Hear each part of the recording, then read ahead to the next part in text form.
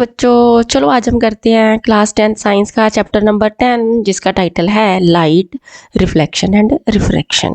और आज हम इस चैप्टर का पार्ट 5 करने जा रहे हैं। पार्ट 5 में हम कौन सा टॉपिक करेंगे, टॉपिक बताने से पहले मैं आपको एक पिक्चर दिखाती हूँ। देखिए ये पिक्चर, यहाँ पर क्या हमें नज़र आ रहा है, एक पानी का भरा हुआ ग्लास है जिसके अंदर की ये एक पेंसिल जो है वो डूबी हुई है, इमर्स्ड है। इसी तरह से एक पानी से भरी हुई ग्लास के अंदर स्ट्रॉ डाला हुआ है। देखो जब ये ग्लास जो था ना खाली था, उसके अंदर जब हमने स्ट्रॉ डाला तो अच्छा भला स्ट्रॉ नज़र आ रहा था। इसी तरह से जब खाली ग्लास के अंदर पेंसिल डाली, अच्छी भली पेंसिल नज़र आ रही थी। लेकिन जैसे ही पानी डाला, क्या हुआ, सरफेस ऑफ वाटर के ऊपर हमें ऐसे लगने लगा जैसे कि ये जो पेंसिल है वो बेंड हुई पड़ी है। इसी तरह से स्ट्रॉ के केस में हुआ, जैसे ही स्ट्रॉ वाले ग्लास में हमने पानी डाला, ऐसे लगा कि यहाँ पर जो सरफेस ऑफ वाटर है यहाँ से स्ट्रॉ टूट गया है, बेंड कर गया। ऐसा क्यों? ऐसा इसलिए हुआ क्योंकि यहाँ पर रिफ्रैक्शन ऑफ लाइट हुई है। तो हमारा आज का टॉपिक क्या है? Refraction of light. तो चलिए फिर इस टॉपिक के बारे में डिटेल में डिस्कस करते हैं। स्टार्ट करते हैं एक एक्टिविटी से। हमने क्या करना है, एक लार्ज शैलो बाउल लेना है, टेबल पे रखना है और उसके अंदर एक कॉइन रख देना है। अब हमने धीरे धीरे से बॉल से अवे मूव करना है सो दैट कि हमें ये जो कॉइन है वो ना दिखे। Stop when the coin just disappears from your site, यानी कि हमारी नज़र से जैसे ही जो कॉइन है वो डिसअपियर हो, हम वहाँ पर रुक जाएंगे। Ask someone to pour water, किसी को बोलो कि पानी डाल लिया बॉल के अंदर gently without disturbing the coin. और keep looking for the coin from your position, देखते रहो कि कॉइन नजर आता है कि नहीं आता। आप देखोगे कि जैसे ही पानी डाला कॉइन दिखना शुरू हो गया। The coin becomes visible again on pouring water in the ball. ऐसा क्यों हुआ? ऐसे करते हैं, डायग्राम बनाते हैं, फिर थोड़ा ज़्यादा क्लैरिटी हो जाती है। सपोज कर लो कि ये है एक बॉल और इस बॉल के अंदर हमने ये एक कॉइन रखा हुआ है।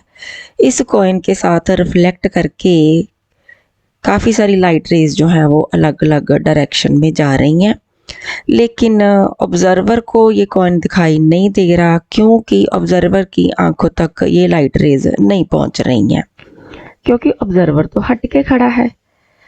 अब हम क्या करेंगे कि धीरे धीरे से इस बॉल के अंदर पानी डालेंगे विदाउट डिस्टर्बिंग द कॉइन। और पानी डालने से क्या है कि अब ये जो रिफ्लेक्टेड रेज ऑफ लाइट है ये पहले पानी को क्रॉस करके फिर आगे एयर में जाएंगी। तो जब ये पानी को क्रॉस करके एयर में जाती हैं तो एयर के अंदर सीधी जाने की बजाय ये बेंट हो जाती हैं, अपना पाथ, अपना रास्ता बदल लेती हैं और ऑब्जर्वर की आंखों में पहुंचती हैं। जहां पर ये जो लाइट रेज हैं ये फिर जाके मिलती हैं, वहां पर हमें कॉइन जो है वो नजर आता है। और ये जो कॉइन है वो अपनी एक्चुअल डेप्थ से थोड़ा ऊपर उठा हुआ यानी कि रेज्ड दिखाई देता है। इसी तरह से अपनी एक्चुअल पोजीशन से ये लेटरली डिस्प्लेस्ड नजर आता है। इस तरह की जो डिस्प्लेसमेंट है जिसमें कि अपनी एक्चुअल पोजीशन से हट के नजर आता है उसको हम लेटरल शिफ्ट भी कह देते हैं। सो इस तरह से लाइट का एक मीडियम से दूसरे मीडियम में जाते हुए अपना पाथ बदलना, बेंड हो जाना is known as refraction of light. ये डायग्राम इतनी परफेक्ट तो नहीं है, लेकिन मैंने आपको वैसे ही थोड़ा सा आइडिया देने के लिए बनाई है। आई होप कि कुछ तो क्लियर हो गया होगा आपको रिफ्रैक्शन के बारे में। चलिए डिटेल में डिस्कस करते हैं।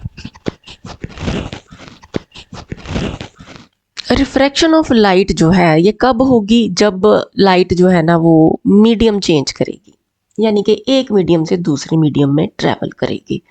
जैसे कि यहाँ पर देख लीजिए, यहाँ पर हमारे पास एयर है और ये एक ग्लास की स्लैब पड़ी हुई है। तो दो मीडियम हो गए, एक मीडियम हो गया एयर, दूसरा मीडियम हो गया ग्लास। अब ये एक रे ऑफ लाइट हमने ले ली EF, ठीक है, ये आ रही है एयर में से आ रही है। और जैसे ही ये जो है लाइट की रे ये ग्लास के सरफेस के ऊपर पहुंचती है एट दिस पॉइंट O, होता क्या है कि इसने जाना तो इस रास्ते में होता है लेकिन ये अपना रास्ता बदल लेती है। देखो इस साइड पे आ गई, जाना था O से G की तरफ, ठीक है ना, लेकिन आ गई ओ से एच की तरफ। ये जो इसने अपना पाथ चेंज कर लिया, ये इसने अपना जो रास्ता बदल लिया, या हम कह दें कि ये थोड़ी बेंड हो गई ऑन चेंजिंग द मीडियम, इसी को ही हम रिफ्रैक्शन ऑफ लाइट कहते हैं। तो हम ये कह सकते हैं the phenomena of change in the path of light on going from one medium to another is called refraction of light. यानी कि मीडियम जब भी चेंज हो, एक मीडियम से दूसरे मीडियम में जब भी लाइट ट्रैवल करे तो अपना रास्ता बदल ले, उसको हम रिफ्रैक्शन कहते हैं। एक मीडियम से दूसरे मीडियम में जब भी लाइट जाती है, अपने ओरिजिनल पाथ से बेंड हो जाती है। Light bends from its original path on entering another medium. ऐसे ही तो यहाँ पर हुआ। देखो ये जो रे ऑफ लाइट है ई एफ, जो ओ पॉइंट तक आ रही है, इसने आगे ओ से जी की तरफ जाना था लेकिन नहीं गई, अपना रास्ता बदल लिया, ओ से एच की तरफ चली गई। इट मीन्स रिफ्रैक्शन होती कहाँ पे है? यहाँ ओ पॉइंट पे हो रही है। ओ पॉइंट क्या है? जहाँ पर ये दो मीडियम मिल रहे हैं। इस केस में एयर और ग्लास, ये दो मीडियम हैं, जो बिल्कुल बाउंड्री है ना दो मीडिया की, वहाँ पर ही रिफ्रैक्शन होती है। So refraction of light occurs at the boundary of two media. और देखो लॉ ऑफ रिफ्लेक्शन में हमने पढ़ा था कि जो एंगल ऑफ इंसिडेंस होता है वो एंगल ऑफ रिफ्लेक्शन के बराबर होता है, लेकिन रिफ्रैक्शन के केस में ऐसा नहीं होता। Angle of refraction angle of incidence के बराबर नहीं होता। क्यों? क्योंकि जो लाइट है ना, it travels with different speeds in different media. अब इसको भी समझना हो ना, हम एक ऐसे वेग सी एग्जाम्पल ले लेते हैं। सपोज कर लो कि ये एक सड़क है, ठीक है।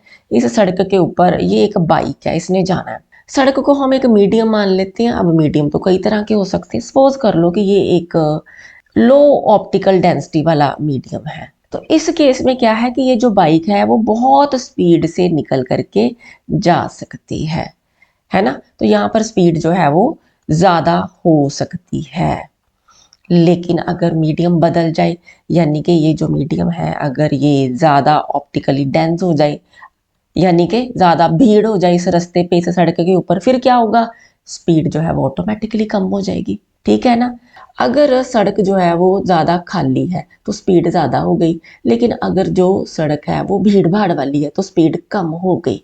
इसी तरह से अगर जो मीडियम है वो रेयर मीडियम हो तो जो लाइट की स्पीड है वो ज़्यादा होती है, लेकिन अगर जो मीडियम है वो ऑप्टिकली डेंस हो तो स्पीड ऑफ लाइट कम हो जाती है।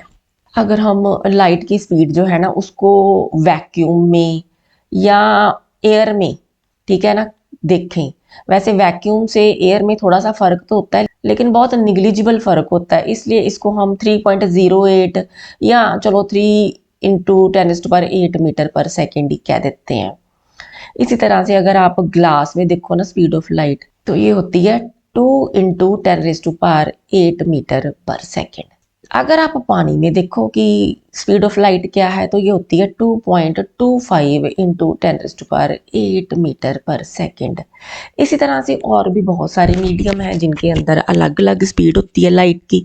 तो जैसे ही मीडियम चेंज होता है स्पीड ऑफ लाइट बदल जाती है, और जैसे ही स्पीड ऑफ लाइट बदलती है तो वो अपना पाथ भी बदल लेती है। तो यहाँ पर हमारे पास दो मीडियम है, मीडियम 1 एयर है, मीडियम 2 ग्लास है, ठीक है। ये जो लाइन है ए बी, ये हो गया boundary between medium 1 and medium 2। अब ये जो बाउंड्री है इन मीडियम के बीच में, इसके ऊपर ही लाइट की रिफ्रैक्शन होगी। हमने एक रे ऑफ लाइट ले ली ई एफ, ठीक है, वो आती है और इस ए बी बाउंड्री के ऊपर, इस पॉइंट ओ के ऊपर स्ट्राइक करती है, ठीक है। इस ओ पॉइंट के ऊपर हम एक 90 डिग्रीज का नॉर्मल ड्रॉ कर लेते हैं। ऊपर की तरफ इसको एक्सटेंड करते हैं पॉइंट एन तक और नीचे की तरफ एन डैश तक, यानी कि जो नॉर्मल है ये हो गया एन ओ एन डैश। अब होता क्या है कि a ray of light travelling in medium 1 along E F strike the boundary A B at point O. So E F ray of light O point के ऊपर स्ट्राइक करती है at the boundary of two medium. In medium 2 light doesn't travel in line with O G. अब यहाँ पर देखो ये medium 2 glass है, इसके अंदर क्या है कि लाइट ने यही जो है ई एफ से स्ट्रेट लाइन जो है आगे आ रही है ओ जी, इसकी तरफ जाना था लेकिन नहीं जाती।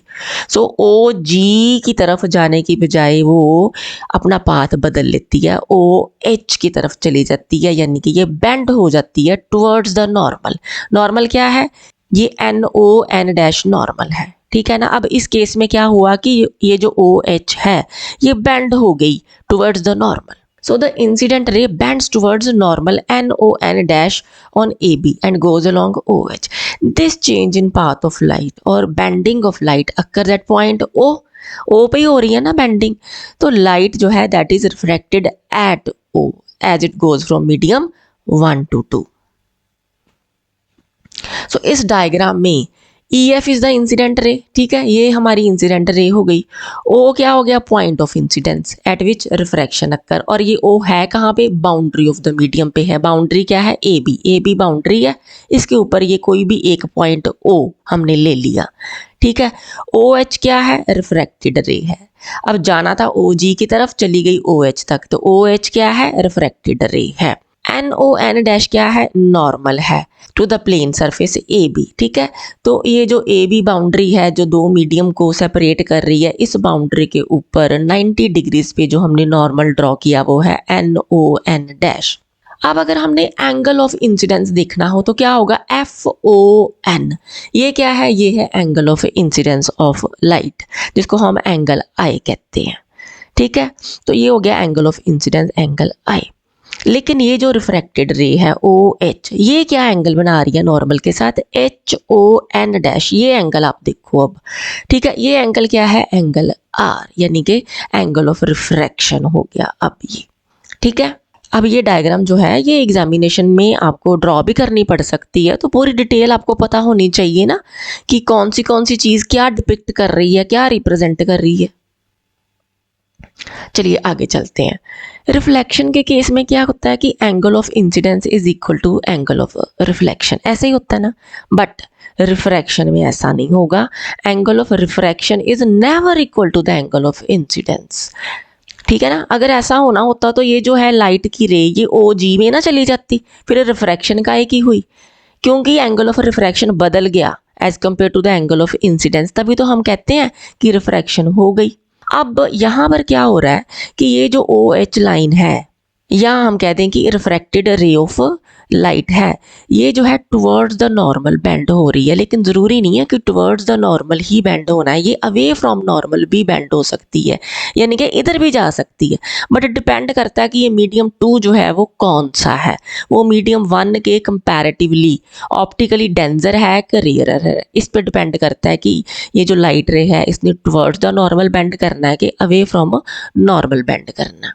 सो एंगल ऑफ रिफ्रैक्शन जो है मे बी इधर लार्जर देन और smaller than the angle of incidence. देखो अगर ये जो है रिफ्रैक्टेड रे ये टुवर्ड्स द नॉर्मल बेंड कर गई तो जो एंगल ऑफ रिफ्रैक्शन है वो smaller than angle of incidence हो जाएगा, और अगर ये अवे फ्रॉम द नॉर्मल इस साइड पे बेंड कर गई तो जो एंगल ऑफ रिफ्रैक्शन है वो larger than the angle of incidence हो जाएगा। So small angle of refraction क्या कहता है?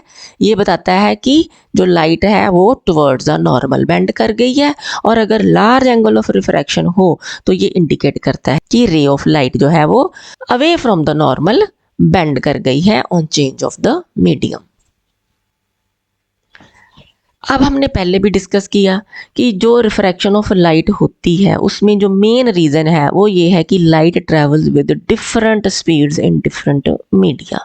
जैसे अभी हमने देखा था कि लाइट की स्पीड जो है वो एयर में, वाटर में, ग्लास में, अलग अलग मीडिया जो है उनके अंदर अलग अलग होती है।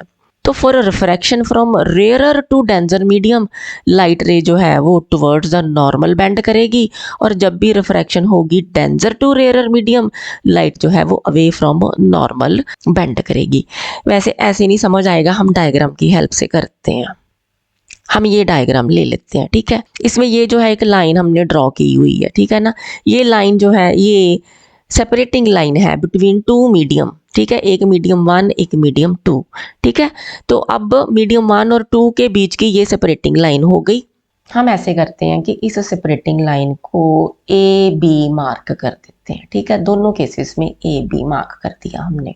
अब ये जो लाइन है ये क्या है, ये है रे ऑफ लाइट। सपोज कर लो कि ये जो है रे ऑफ लाइट ये ई पॉइंट से चली, ठीक है, और यहाँ ओ क्या है, point of incidence of light, कहाँ पे, boundary of the two medium में। अब ये क्या है, ये है normal at right angle to the boundary of the medium. हम ऐसे करते हैं इसको भी ना, एन यहाँ पर ओ और नीचे एन डैश कह देते हैं। सिमिलरली यहाँ पर भी देखो हम रे ऑफ लाइट जो है उसको पॉइंट ई से स्टार्ट करते हैं, ओ पॉइंट पे ये इंसिडेंट होती है, ये हो गया normal N O N dash, ठीक है जी। अब ये जो है रे ऑफ लाइट ये ई से ओ तक आती है और इस बाउंड्री ऑफ मीडिया जो है उसके ऊपर स्ट्राइक करती है एट पॉइंट ओ। लेकिन अब ये जो लाइट की रे है ये ऑप्टिकली डेंजर मीडियम से लाइटर में आ रही है या वाइस वर्सा, पहले ये भी देखना पड़ेगा।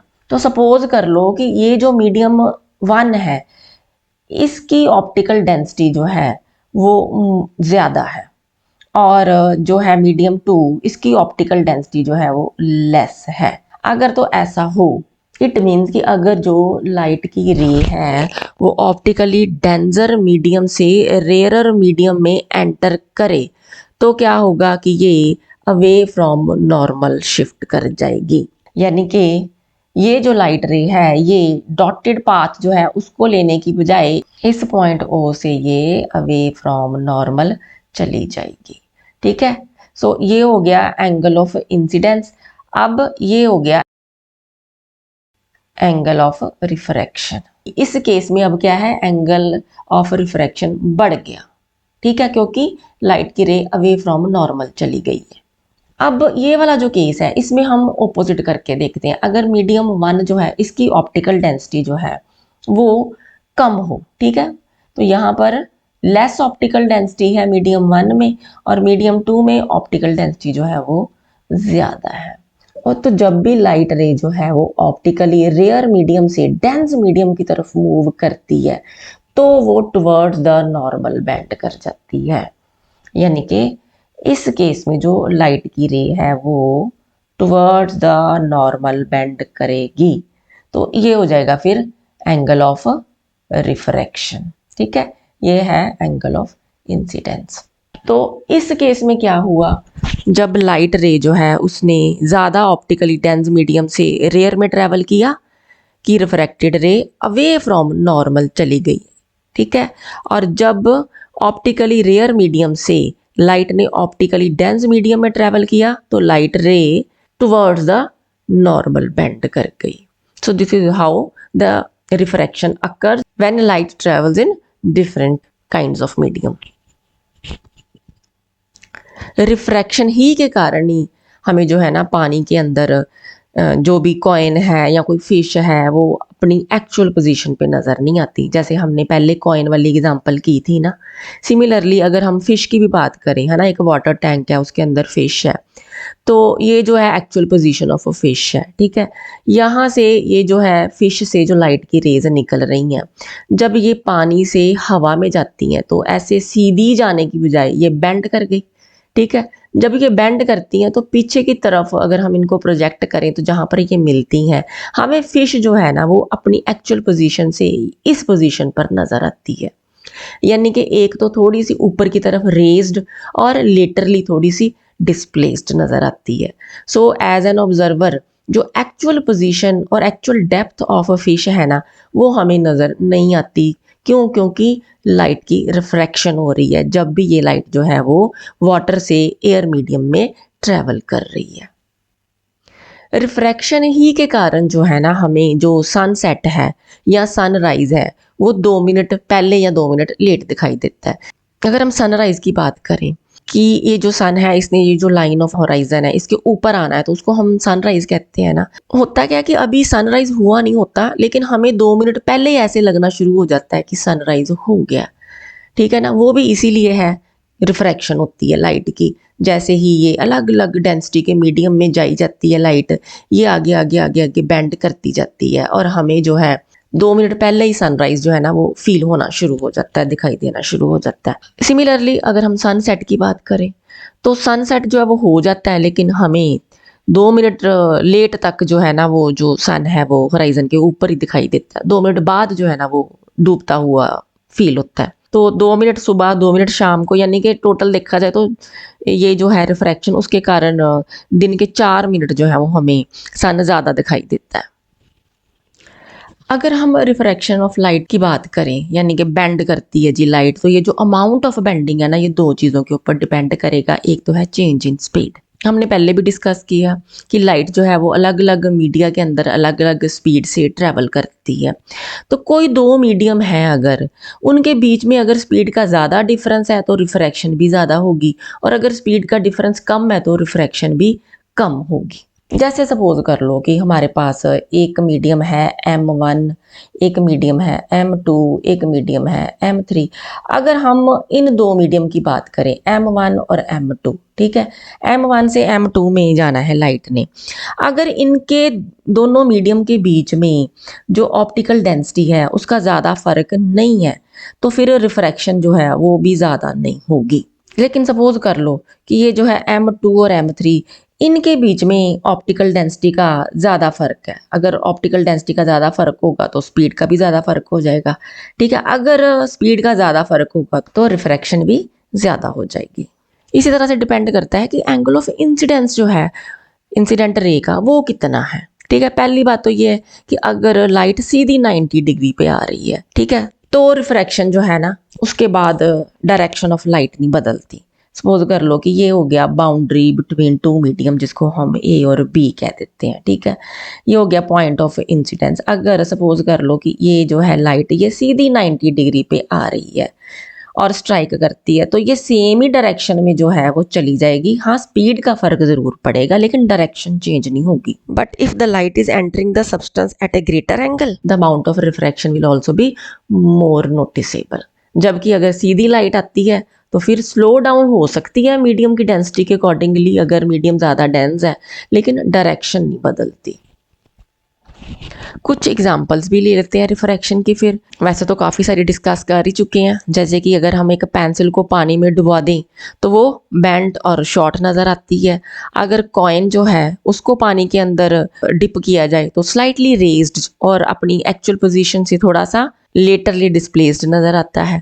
इसी तरह से अगर वाटर टैंक जो है उसके बॉटम की बात करें तो वो थोड़ा सा रेज्ड और कनकेव शेप्ड सा नज़र आता है जब उसको पानी से भर दिया जाए। फिश जो है वो भी स्लाइटली रेज्ड और डिस्प्लेस्ड नज़र आती है from its actual position.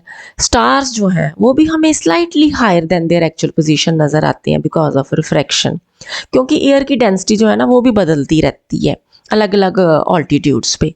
Similarly जो सन है उसका राइज 2 मिनट पहले फील होता है हमें एक्चुअल सनराइज से, और जो सनसेट है वो एक्चुअल सनसेट से 2 मिनट बाद नज़र आता है। तो ये सारी जो है एग्जांपल्स ऑफ रिफ्रैक्शन है।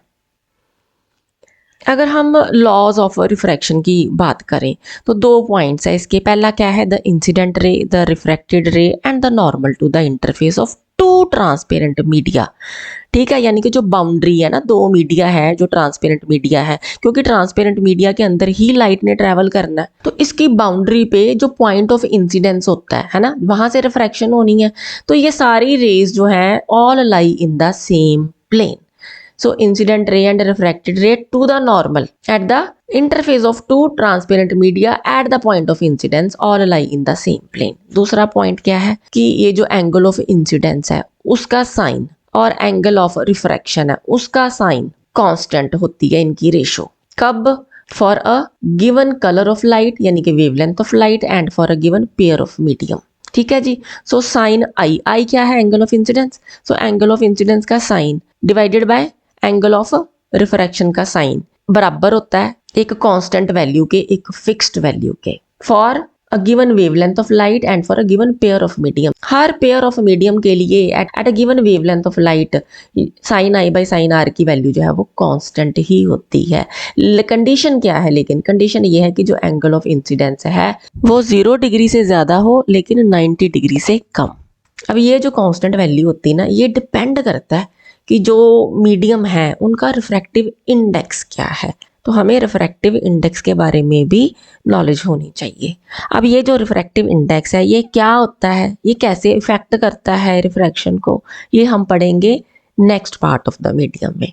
तो मिलते हैं अगली वीडियो में अगले टॉपिक के साथ।